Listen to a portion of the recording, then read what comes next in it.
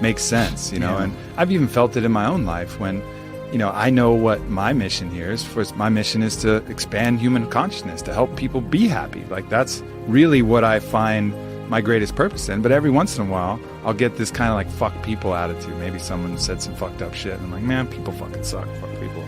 And then at that moment, that's when I'm actually depressed, you know, because I've lost my mission.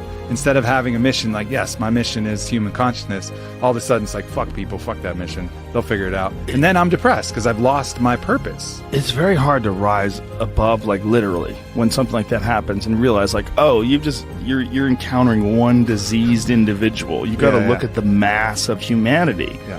Like, when you encounter one diseased individual, it's so, like, this guy who shot up that nightclub in Orlando, you're looking at one diseased individual. And if you say, man, people fucking suck, look at what they did.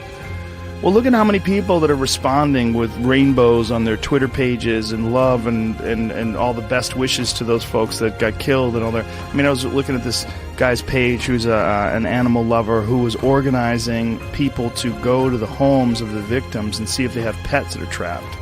You know, there's beautiful people out there. Yeah. There's a lot. There's more beautiful people. This is without a doubt not just the safest, the easiest. This is the happiest time in terms of, like, being able to, like, reach out and send love to people and have people send love to you. But just occasionally you run into cunts. Yeah, no doubt. And the cunts itself, man. But the beauty is out there too. It's just not as dramatic, and it doesn't impose upon us as forcefully. But if we just look, it's around all the time. We run into good people all the time. But, you know, you just make eye contact with that good person or that kid who's just looking at you and just creeping with that little smile, and you're like, oh yeah, the good of humanity, the fact that, you know, we really are love, you know, being expressed, you know, outwardly all the time, and it's just these other delusions that get in the way of that. Well, we're oddly attracted to negativity too. It's almost like we look at negativity online or that you run into as like a possibility of war.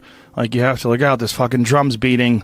God damn it, there's an army on the background. They're coming. But, you know, it's like this real impulse to sort of batten down the hatches. When really it's just some fucking 36-year-old loser sitting in his parents' basement, you know, farting and smelling his own farts and angry online. I mean, that's really what a lot of you're dealing with. You're dealing with, like, really sick people. Like, people that have just, for whatever reason, they've not found their path. They've not found any happiness. They've not found any fulfillment. They haven't found any growth. They're just stifled or rotten in some sort of a weird way. It just hasn't really worked for them. Yeah. And so they're lashing out. They're lashing out at the world. And you run into one of those, and you're like, people suck. Yeah, and that's the initial response, and then the more conscious response is to look at them and have compassion for that person. Yeah, you know, that's hard to do, right?